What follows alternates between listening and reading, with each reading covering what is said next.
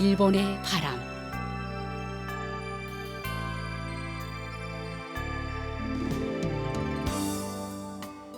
청취자 여러분 안녕하십니까? 일본 정부가 전해드리고 있는 방송 일본의 바람입니다.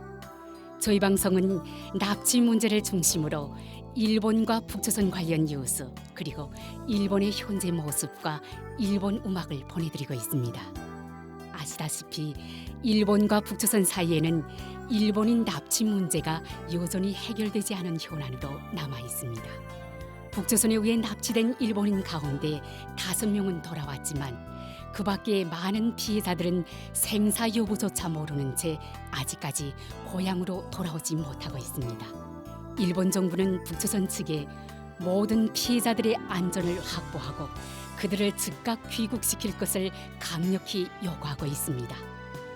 일본과 북조선은 이웃에 있음에도 불구하고 아직까지 공식적으로 외교 관계를 맺지 못하고 있습니다. 일본 정부는 불행했던 과거를 청산하고 납치 문제를 비롯한 여러 현안들을 해결해 국교 정상화를 실현시킬 방침입니다.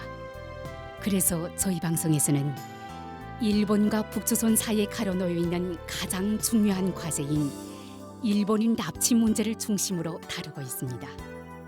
그럼 오늘도 마지막까지 함께 해주시기 바랍니다. 먼저 일본의 바람 뉴스입니다. 4월 23일 일본 중의원에서 북조선에 의한 납치 문제 등에 관한 특별위원회가 개최되었습니다. 이 특별위원회에서는 납치 문제에 관해 다양한 질의가 이루어졌는데 오늘은 이 특별위원회에서 진행된 질의 중에서 하야시 요시마사 내각 관방장관 겸 납치 문제 담당 대신의 답변을 소개해드리겠습니다. 먼저 지난해 11월 모든 납치 피해자의 즉각적인 일괄 귀국을 요구하는 국민 대집회에서 이시와 시게루 일본 총리가 다시 한번 1조 평양 선언의 원점으로 돌아가서 22년 전에 했던 생각을 대국관을 가지고 어떻게 실현할 것인가 하는 것이 중요하다고 발언한 것에 대해 참석한 위원으로부터 다시 한번 1조 평양 선언의 원점으로 돌아가서 라고 말한 것은 지금까지의 정권과는 다른 접근 방법이 있는 것인지 납치 문제 해결을 위한 이시바 내각의 기본 자세에 대한 질문이 있었습니다. 이에 대해 하야시 장관은 다음과 같이 답변했습니다.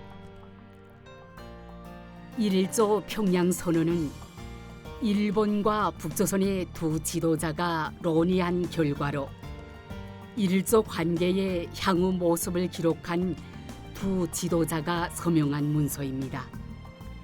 이시바 총리의 발언에 대해 지적이 있었습니다만 이 발언은 이날 평양 선언의 그러한 뜻을 강조한 것입니다. 따라서 우리의 방침은 이 1조 평양 선언에 따라 납치, 핵, 미사일이라는 여러 현안을 포괄적으로 해결하고 불행한 과거를 청산하여 일본과 북조선의 국교 정상화를 실현한다는 것에는 변함이 없다는 것입니다.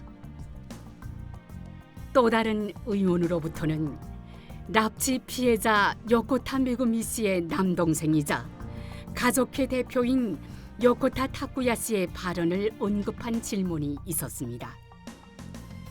의원은 요코타 타쿠야 가족회 대표가 부모 세대의 가족이 살아있을 동안에 납치 피해자 본인과 재회가 이루어지지 않는다면 우리는 일본 정부에 대해 지금까지보다 더 이상으로 북조선에 대한 독자 제재 강화를 구체적으로 요구할 것이라고 말한 것에 대해 이 가족들의 생각을 정부는 받아들여야 한다고 말한 다음 독자 제재 강화에 대한 생각과 그 외에 대해서도 할 수 있는 일은 다 해 나갈 생각이냐는 질문이 있었습니다. 이에 대해 하야시 장관은 다음과 같이 답변했습니다. 요코타 타쿠야시의 발언은 저도 관저 등에 오셨을 때 직접 들은 바 있습니다. 이것은 올 2월에 가족회와 구출회의 향후 운동 방침이라는 것이 결정되었습니다만 여기에도 반영되어 있다고 합니다. 납치 피해자의 즉각적인 귀국을 위한 가족회나 구출회 분들의 강한 뜻을 표현한 것으로 대단히 진지하게 받아들이고 있는 중입니다. 이 발언을 하실 때의 다쿠야 씨의 표정도 정말 견디기 힘겨운 고충의 모습이 역력했으며 그 고통도 함께 포함해서 받아들이고 있는 중입니다. 정부로서 일본 스스로의 조치, 이것을 포함한 북조선의 대응에 대해 납치, 핵, 미사일 등 여러 현안의 포괄적인 해결을 위해 무엇이 가장 효과적인가 하는 관점에서 부단히 검토해 왔으며 이시바 총리의 강한 결의 아래 총력을 기울여 가장 효과적인 대응책을 강구해 나가겠습니다. 이상 일본의 바람 뉴스였습니다.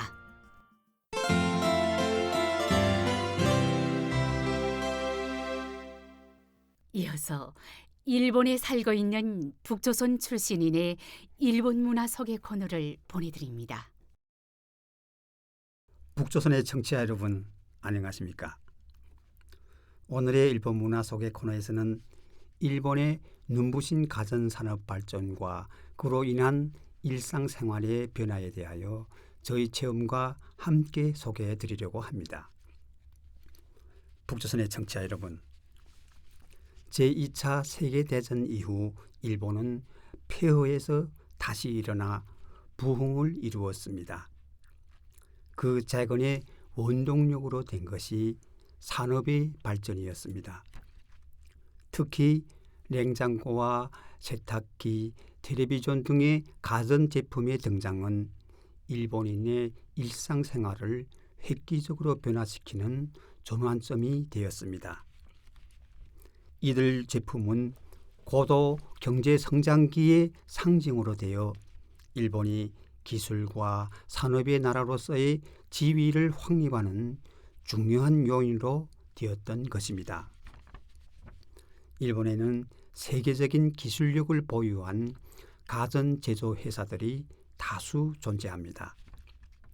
세탁기, 청소기, 전자가마 등 가사와 관련된 제품들, 조명과 에어컨, 혈압계와 같은 건강 관련 기기들, 그리고 전동 자전거 등 광범한 분야의 가전을 취급하고 있는 파나소닉을 비롯하여 중전기기기나 산업용 기계 분야로도 사업을 확장하고 있는 히다치 제작소, 음악기기와 사진기, 게임 등의 분야의 강한 소니 등 세계에 알려진 기업이 정밀하고 고품질의 제품을 생산하고 있습니다. 최근에는 아시아의 여러 기업들이 대량의 제품을 저렴하게 생산할 수 있게 되었지만 그럼에도 불구하고 일본의 제조업체들은 여전히 높은 기술력을 강점으로 삼고 있습니다. 이러한 대기업 외에도 일본에는 뛰어난 중견 가전업체들이 존재합니다. 이들 기업은 소형 가전이나 생활 가전 부문에 특화되어 있으며 상대적으로 저렴한 가격대이면서도 품질과 성능에서는 대기업 못지않은 경쟁력을 자랑합니다. 커피 제조기, 식기 세척기, 공기청정기, 전기 주전자 등 실생활에서 자주 쓰이는 소형 가전 제품들이 이들 중견 업체를 통해 다양하게 개발되고 있으며 소비자들 사이에서도 호평을 받고 있습니다. 북조선의 청취자 여러분, 일본에서 오랜 기간 생활하고 있는 저 역시 최근 출시되고 있는 가전제품들을 접할 때마다 놀라운 진보에 감탄을 금치 못하고 있습니다. 얼마 전 이사를 하며 새로운 가전제품으로 교체한 적이 있었습니다만 그 과정에서 기술의 진보를 실감하였습니다. 특히 인상 깊었던 것은 세탁기였습니다. 세탁기와 건조기가 일체화된 제품으로 비누 자동 투입 기능이 탑재되어 있어 세탁물을 넣고 스위치만 누르면 모든 과정이 자동으로 이루어집니다. 비누와 섬유 유연제를 자동으로 계량하고 투입해 주기 때문에 번거로움이 없이 언제나 옷을 깨끗하게 유지할 수 있습니다. 게다가 손전화와 연동하여 외출 중에도 세탁을 시작하거나 종료 시간을 조절할 수 있으며 자동으로 세탁통과 필터를 청소해주는 기능도 탑재되어 있어 위생면에서도 아주 뛰어납니다. 온수 세척 기능은 누렇게 변한 얼룩이나 찌든 때까지 말끔히 제거해주며 세균까지 살균해주는 효과도 있습니다. 다양한 기능 중에서도 제가 특히 편리하다고 느끼고 있는 것이 건조 기능입니다. 옷은 물론이고 큰 이불까지도 세탁과 건조를 한 번에 마칠 수 있는데 세탁이 끝나면 기계가 알려주는 소리를 들을 때마다 이런 제품을 개발한 사람들에게 고마운 마음이 절로 듭니다. 왜냐하면 제가 북조선에서 살던 시절에는 이불을 세탁하는 것이 매우 고된 일이었기 때문입니다. 그 당시에는 세탁기를 구경하기조차 어려웠고 큰 이불을 빨기 위해서는 많은 물과 큰 대야 그리고 많은 노력이 필요했습니다. 전기와 수돗물 공급이 안정되지 않았기 때문에 가전제품이 있어도 제대로 사용할 수 없어 그 편리함을 실감할 수 있는 기회는 거의 없었습니다. 하지만 일본에서는 전기와 수돗물이 안정적으로 공급되기 때문에 저는 매일 아침과 저녁에 샤워를 하고 이틀에 한 번은 세탁을 하는 것이 자연스러운 일상이 되었습니다. 이런 이야기를 듣고 믿기 어렵다고 생각하는 분들도 있을지 모릅니다만 일본에서 생활하고 있는 북조선 출신이니 문명적이고 쾌적한 생활을 누리고 있습니다. 북조선의 청취자 여러분, 과거 북조선에서도 일본산 가전제품은 높은 품질과 성능으로 큰 인기가 있었습니다. 특히 일본산 세탁기와 냉장고를 소유한 가정은 극히 드물었고 때문에 많은 사람들이 부러움을 샀습니다. 그래서 그런 제품들은 재산처럼 여겨져 대대로 물려주는 것이 많았습니다. 하지만 일본에서는 이사를 할 때마다 새로운 제품으로 교체하는 사람들이 많고 소비품으로 생각하는 것도 있어 인터넷 상품 상점과 중고 전문 매장에서는 상태가 좋은 가전제품을 아주 저렴하게 구입할 수 있습니다. 저는 그러한 많은 고품질로 저렴한 가전제품을 볼 때마다 이런 제품들이 북조선에서도 이용할 수 있게 되어 여러분들의 생활 향상에 도움을 주면 얼마나 좋을까 하는 생각을 자주 하게 됩니다. 여러분들 가운데는 일본인 납치 문제가 알려지기 이전에 일본의 중고 자전거와 가전제품이 북조선의 장마당이나 중고 상점에서 판매되었던 기억을 갖고 계신 분들도 계실 것입니다. 그 당시 그것은 단순한 제품 그 이상으로 편리함과 희망을 전해주는 상징이었습니다. 납치 문제가 하루빨리 해결되어 일본과 북조선 사이의 왕래와 교류가 다시 이루어지는 날이 찾아오기를 바랍니다. 그날이 오면 북조선의 모든 가정에서도 첨단 가전제품을 통해 보다 편리하고 쾌적한 생활을 누릴 수 있기를 간절히 바랍니다.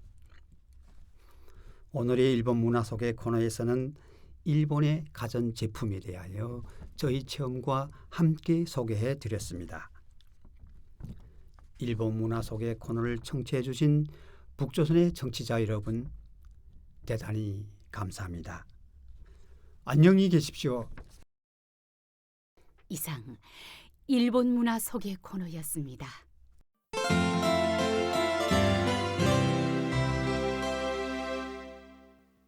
다음은 뉴스 해설입니다. 납치 문제와 북조선에 관한 뉴스를 일본의 북조선 연구의 1인자로 알려진 도쿄 국제대학 이즈미 하지메 교수의 해설로 들어보시겠습니다. 그럼 교수님 부탁드리겠습니다. 저는 4월 21일 날에 한국 전북 관계자하고 이란 관계에 관한 의견 교환을 좀 했었습니다. 이 한국 전북 관계자는 윤석열 정권 하에서 이란 관계는 크게 개선 좀 됐던 거에 대해 평가를 하고 한국의 다음 정권 하에서도 좋은 이란 관계를 좀 유지할 수 있도록 해야 되고 그런 식으로 발전하는 것을 좀 너무 중요하다는 그런 것을 좀 간절히 좀 했었습니다. 그리고 이 전문 관계자는 특히 이러한 관계의 미래라고 할까 그런 거 생각을 할 때 적어도 3가지 중요한 과제가 있었다고 그런 것을 좀 언급을 했었습니다. 첫 번째로서는 현재 국제 질서가 너무 불안정된 그런 시기에 돌아오고 있기 때문에 그런 것을 생각할 때 이러한 양국이 좀 같이 좀 협력을 하고 새로운 좋은 그런 국제 질서를 좀 만들 수 있도록 할 필요가 있지 않냐 그런 것을 좀 강조해서 너무 좀 이러한 양국이 협력을 하면서 글로벌 파트너 양국 관계 아시아 태평양 지역의 문제를 좀 해결할 관계뿐만 아니라 지구상의 과제도 같이 좀 대체할 수 있는 이런 파트너 동반자가 될 필요가 있다고 이런 관계를 좀 만들 수 있고 만들어야 된다고 그런 거 좀 간절히 좀 했었습니다. 두 번째로서는 물론 역사 문제가 있는데 이런 역사 문제에 대해서는 이러한 양국이 너무 겸허하는 자세로 좀 대응할 필요가 있고 그리고 이런 역사 문제라는 것은 앞으로 기타 이러한 간의 협력 관계에 파급하지 않도록 하는 그러니까 역사 문제 때문에 다른 이러한 간의 좀 협력 관계가 나빠지지 않도록 하는 그런 것이 너무 중요하고 이런 상태에서 이러한 관계를 좀 발전시켜야 된다고 간절히 했었습니다. 그렇기 때문에 특히 중요한 것은 북조선의 좀 군사적 위협이라는 것은 좀 생각할 때는 그게 우리 이 일본, 한국 같이 좀 너무 그게 좀 위협이라는 것을 좀 느끼고 있기 때문에 그런 식으로 우리 이러한 양국이 대처할 필요가 있다고 그것도 간주를 했었습니다. 그리고 세 번째로는 지금은 이러한 관계라는 것은 새로운 관계에 돌아오고 있다. 그것은 대등한 관계가 되었기 때문에 대등한 관계 하에서는 모든 면에서 교류 협력이라는 것은 촉진할 필요가 있다. 그런 것을 좀 간주를 했었습니다. 그리고 서로의 근내 전세 변화에 따라 이러한 관계에 악화되지 않도록 하는 그것도 너무 중요하고 그렇기 때문에 한국의 반일 관점 그리고 일본의 반한 관점 이런 것을 좀 이러한 관계의 발전을 좀 조회하지 않도록 하는 방법으로서는 특히 그 젊은 세대의 교류라는 것은 더 확대를 하고 서로의 이해가 좀 깊어질 그런 기회를 만들 수 있는 것은 중요하다. 그런 것은 좀 간주를 했었습니다. 저도 이러한 세 가지 좀 중요한 과제라는 것은 나오면은 기본적으로 물론 찬성을 좀 하는데 그렇지만 이런 그 과제라는 것은 좀 달성할 때는 쉽지 않은 일이 아닌가라는 그런 느낌이 들었습니다. 예를 들면은 좀 첫 번째 좀 한국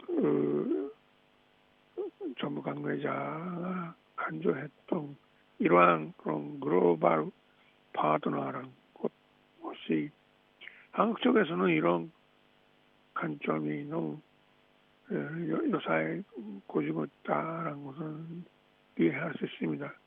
이런 관계를 좀 대등화되었다고 좀 자신감이 갖고 있기 때문에 그렇다고 할 수 있는데 그러나 일본이 지금 글로벌 파트너라고 하면 이른바 지구 규모의 동반자라고 하면 그것은 미국입니다.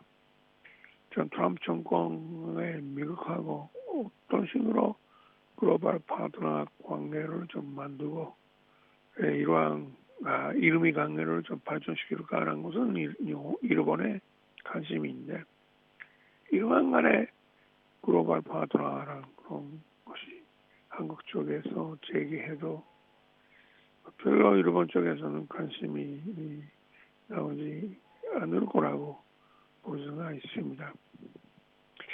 그리고 역사 문제에 대해서는 겸허하는 그런 자세라는 것은 물론 찬성하고 우리도 그렇게 해야 된다고 생각하는데 그런데 지금 일본 쪽에서 생각할 때는 이런 자세라는 것은 벌써 우리 일본이 주의하고 있다고 그렇게 생각하고 있는 것 같습니다.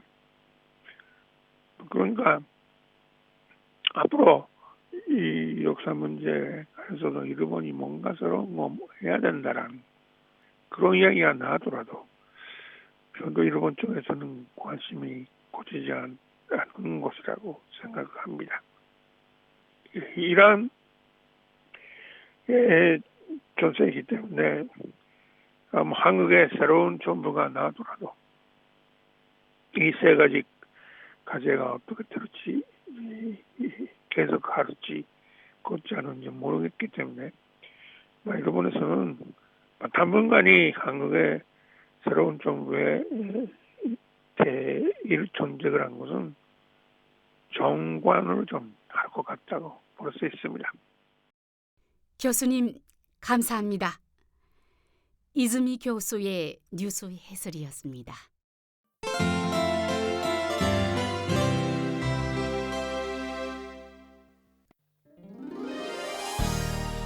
이 방송 일본의 바람은 북조선에 의해 납치되어 지금도 여전히 북조선에 옥류되어 있는 일본인들에 대해 알리고 일본에 대한 이해를 높이고자 일본 정부가 제공하는 방송입니다.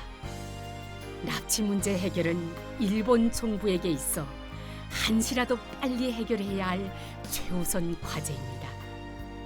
일본 정부는 북조선에 의해 납치된 피해자분들의 안전을 확보해 한시라도 빨리 돌아오게 하는 것이 무엇보다 중요하다고 생각하고 있습니다.